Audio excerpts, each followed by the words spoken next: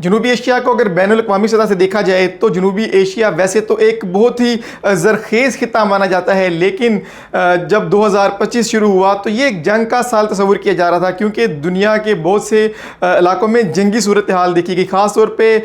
غزہ اور فلسطین پہ ہونے والے مظالم کے ساتھ جو اسرائیل کا تعلق تھا وہ ایک بہت ہی خطرناک تھا، اور پوری دنیا میں اس کے لیے ایک تکلیف محسوس کی جا رہی تھی کہ کتنا ظلم و جبر کیوں کیا جا رہا ہے۔ لیکن جیسے جیسے سال آگے بڑھتا گیا تو یہ پہلے تو معاملہ شدت کی طرف گیا، اور بالآخر اس کے اثرات جنوبی ایشیا میں بھی نظر آنے لگے، جہاں پر انڈیا نے پاکستان سے جھڑپیں شروع کی، جس کے نتیجے میں پاکستان نے انڈیا کو منہ توڑ جواب دیا اور 3 طیارے جو رفیل تھے وہ مار گرا۔ دوسری جانب ایران پر اسرائیل نے حملہ کیا، جس میں ایران پر کافی سارے میزائل داغے گئے اور ایران میں کافی قتل و غارت مچائی گئی۔ یعنی جیسے جیسے سال گزرتا جا رہا تھا جنگ کا رخ جنوبی ایشیا کی جانب ہوتا جا رہا تھا، اور پھر امریکہ کی مداخلت کے بعد فلسطین اور اسرائیل میں جنگ بندی تو ہوئی، لیکن 3 طرح کے مسائل میں جنوبی ایشیا گھر گیا۔ بنگلہ دیش کے معیشت دان محمد یونس اور ان کی بیٹی کی جانب سے ایک پوسٹ وائرل ہوتی ہے جس میں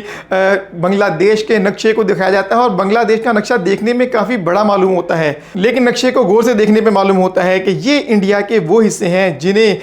انڈیا نے مشرقی پاکستان اور مغربی پاکستان کے درمیانی لڑائی میں بنگلہ دیش کا حصہ بنا دیا اور اسے بنگلہ دیش ہی بنا دیا۔ یہ تو ہے انڈیا کے ایک کونے کے حالات، اور دوسرے کونے پر انڈیا پاکستان کے ساتھ پھر سے چھیڑ چھاڑ کی تیاریاں کر رہا ہے۔ لیکن پاکستان اور افغان طالبان کے درمیان جو مذاکرات جنگ بندی کو لے کر استنبول میں ہو رہے ہیں، لیکن ان میں ابھی تک کوئی مناسب صورتحال نظر نہیں آ رہی کہ جنگ بندی جاری رہ سکے۔ اور اس کے بعد تیسرا معاملہ پیش آتا ہے تب جب امریکہ کی جانب سے ایک فورس بنانے کا اعلان کیا جاتا ہے کہ جو غزہ پر ہونے والے امن معاہدے کے لیے تیار کی جا رہی ہے، جس میں دنیا بھر کی افواج شامل ہو کر غزہ میں تعینات ہوں گی اور ان کے امن کو برقرار رکھنے کے لیے اسرائیل کو روکیں گی، وہاں پر پاکستانی دستہ بھی شامل ہو رہا ہے، اور اسے پاکستان کے اندر بہت عزت کی نگاہ سے دیکھا جا رہا ہے۔ ایک جانب انڈیا اور بنگلہ دیش کا جڑا بارڈر، یہاں پہ کنفلکٹ کا چانس، دوسری جانب انڈیا کو اوپر پاکستان کے ساتھ چھیڑ چھاڑ میں کنفلکٹ کا چانس، تیسری جانب پاکستان کو ایک جانب انڈیا اور دوسری جانب افغانستان سے چھیڑ چھاڑ کا، اور تیسری جانب غزہ میں جانے والی فورس پوری دنیا کے نمائندگان جن میں پاکستانی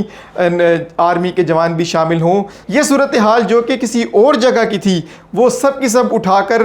جنوبی ایشیا میں آتی ہوئی دکھائی دے رہی ہے، کیونکہ انڈیا کا رابطہ اسرائیل سے ہونا یہ کوئی نئی بات نہیں ہے، اسی طرح پاکستان یا دیگر مسلم ممالک کا رابطہ آپس میں ہونا، جن میں ترکی یا استنبول کا ذکر بھی آتا ہے، اور اس کے علاوہ دیگر مسلم ممالک کے ساتھ رابطہ